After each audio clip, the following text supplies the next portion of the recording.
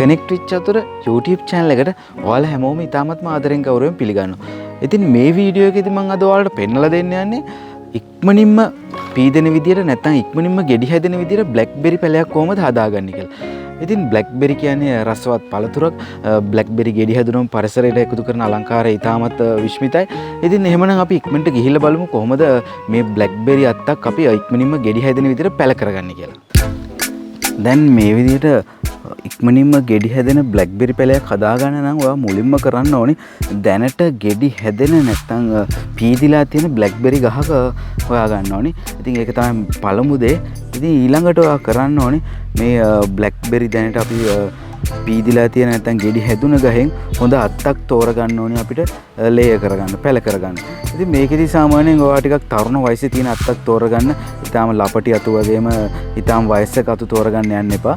ඉතින් මේ අත්තක් තෝරගෙන මේ අත්තේ අපි මෙන්න මේ වගේ වටේට පොත්ත ඉවත් කරන්න ඕනේ දැන්.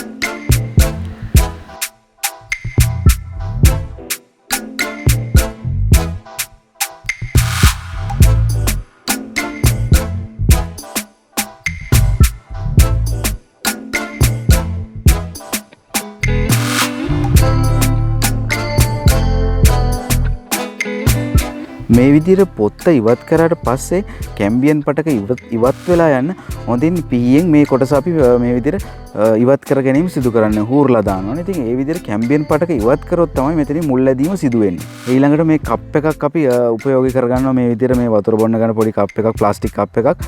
මේ කප් එක මෙන්න මේ විදිහට කැපුමක් දාලා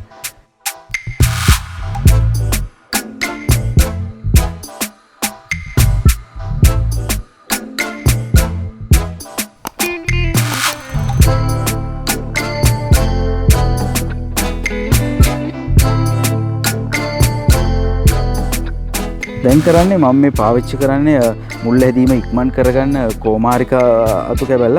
කෝමාරිකා කියන්නේ ස්වභාවික හෝමෝනයක් නැත්නම් රූටින් හෝමෝන එකක්, මුල් අද්දවා ගැනීමේ හෝමෝනයක්. ඉතින් මුල් අද්දවා ගැනීම ඉක්මන් කරන්න මම මේ කෝමාරිකා අතු කැබැල්ල උපයෝගී කරගන්නවා මුල් හැදීම ක්‍රමවත් කරගන්න.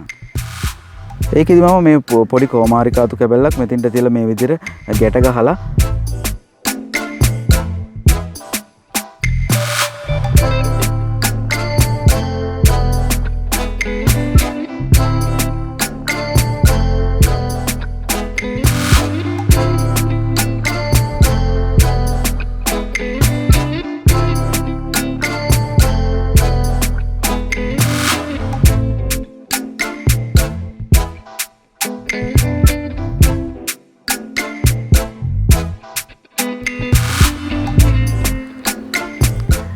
ඊළඟට කරන්නේ මෙන්න මේ කප් එක මේ විදිහට අපි මේ අත්ත ඇතුළට ඇතුල් කරනවා.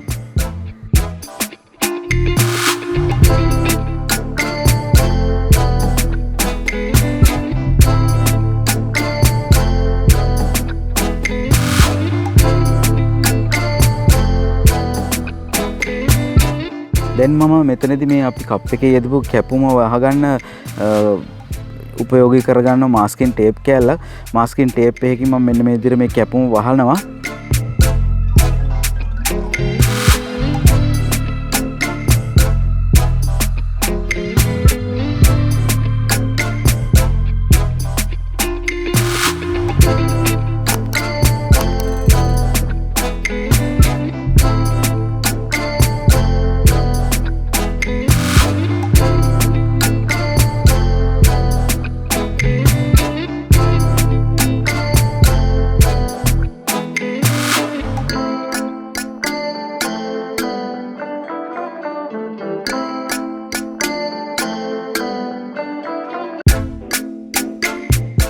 ඊළඟට මම කරන්නේ මේකට මේ විදිහට කොම්පෝස්ට් වැලි කියන දෙක එකට කවලම් කරලා හදාගත්ත පස් මිශ්‍රණය මේකට පුරවනවා.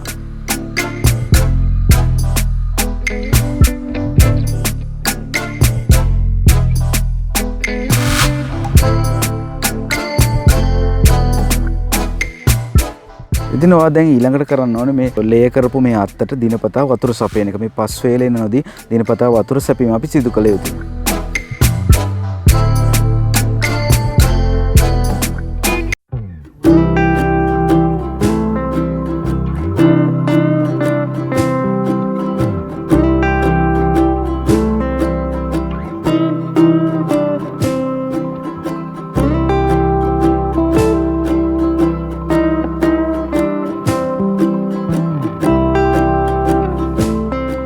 ඉතින් මේ දැන් ඔයාලා දකින්නේ මේ විදිහට අල්ලේ කරපු අත්ත සති දෙකක් වගේ යනකොට මුල් අදින්න පටන් ගන්න තියෙනවා. ඉතින් ඔයාලට පේනවා දැන්ට ඉතාමත්ම හොඳින් මුල් ඇදලා තියෙනවා. ඉතින් අපි ඊළඟට කරන්න ඕනේ මේක මේ ගහින් ඉවත් කරලා බඳුනක පැල කරගන්න එක.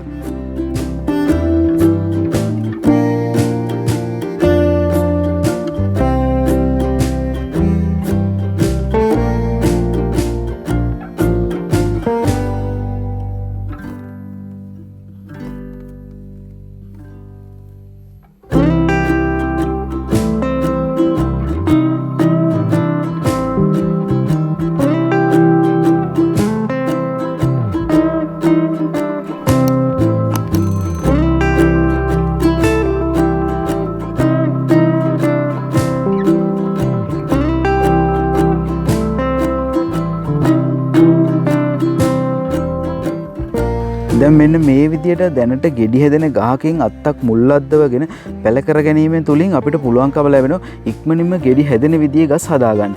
ඉතින් මේ වගේ ගස්වල බොහෝ කාලයක් යන්නේ නැහැ පීදෙන්න. ඉතින් ඉක්මනින්ම ගෙඩි ලබා ගැනීම හැකියාව අපිට ලැබෙනවා.